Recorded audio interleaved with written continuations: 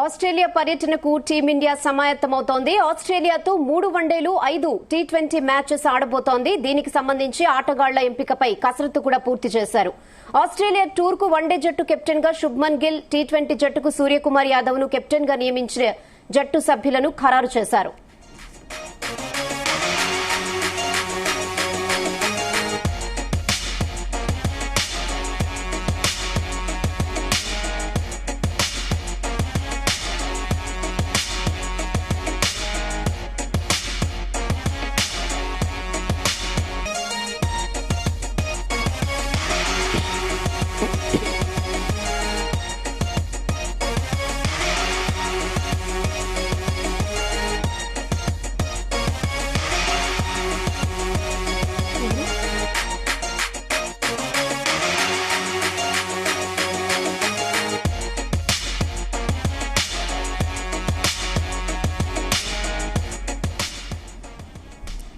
Bengaluru BCCI centre of ఎక్సలెన్సీలో తన fitness పరీక్షను Rohit Sharma clear చేశాడు. విరాట్ కోహ్లీ అభ్యర్థన మేరకు ఇంగ్లండ్లోనే ఈ పరీక్ష నిర్వహించారు. ఇక ప్రస్తుతం టీమిండియా వెస్టిండీస్ తో జరుగుతున్న టెస్టు మ్యాచ్ల్లో తొలి టెస్ట్ విజయం సాధించింది.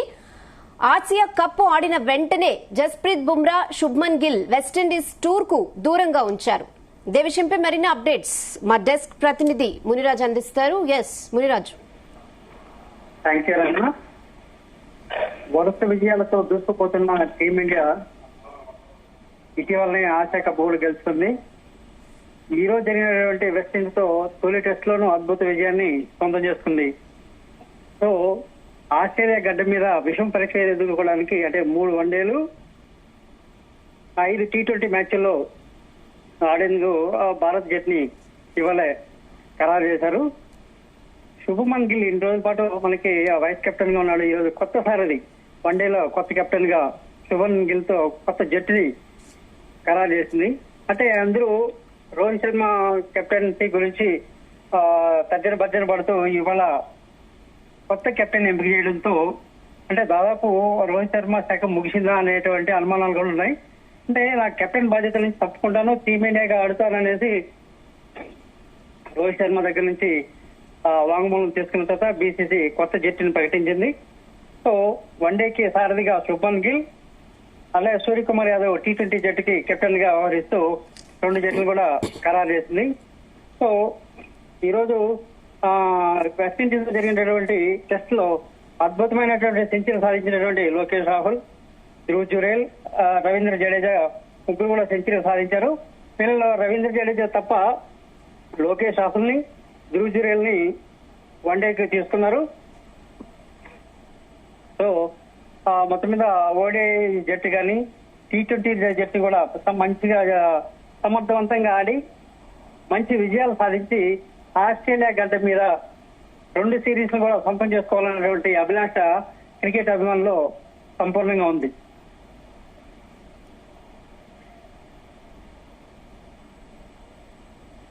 Okay, thank you. Thanks for the updates.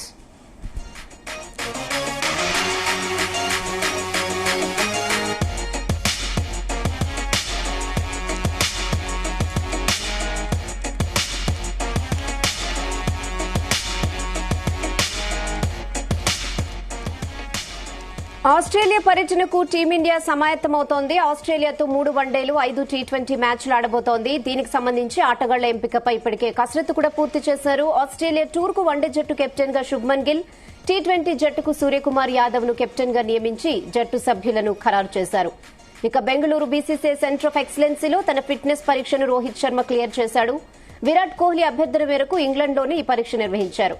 ప్రస్తుతం టీమిండియా వెస్టిండీస్ తో జరుగుతున్న టెస్టు మ్యాచ్ల్లో తొలి ఆసియా కప్ ఆడిన వెంటనే జస్ప్రీత్ బుమ్రా, శుభ్మన్ గిల్ వెస్టిండీస్ టూర్ కు దూరంగా ఉంచారు.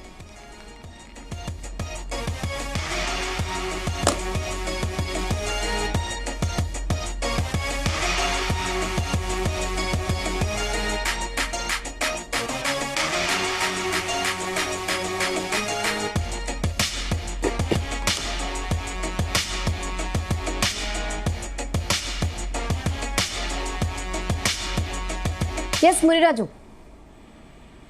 మనం వన్డే జట్టు కనుక మనం తీసుకునేట్లయితే శుభ్మన్ గిల్ కెప్టెన్ గా సారథ్యంలో రోహిత్ శర్మ, విరాట్ కోహ్లీ ఇద్దరు కూడా అద్భుతంగా ఆడబోతున్నారు. వీళ్ళతో పాటు వైస్ కెప్టెన్ గా శ్రేయస్ అయ్యర్ ని ఎంపిక చేశారనమాట. అక్షర్ పటేల్, లోకేష్ రాహుల్, నితీష్ కుమార్ రెడ్డి, వాషింగ్టన్ సుందర్, కులదీప్ యాదవ్, హర్షిత్ రాణా, మొహమ్మద్ సిరాజ్. ఈ యొక్క టెస్ట్ మ్యాచ్ లో కూడా అద్భుతమైనటువంటి వికెట్లు సాధిస్తున్నారు మొహమ్మద్ సిరాజ్. సో మంచి బౌలింగ్ దళాన్ని, అటు బ్యాటింగ్ దళాన్ని సమఉజ్జీలతో ఈ యొక్క జట్టుని కూర్పు చేశారు. సో వన్డేల్లోనూ 3 వన్డేలు కూడా మన భారత్ జట్టు ఆసియాలతో తలపడి అన్ని వన్డేల్లోనూ, అంటే ఆసియాల గడ్డ మీద ఆడడమే ఒక పరీక్ష.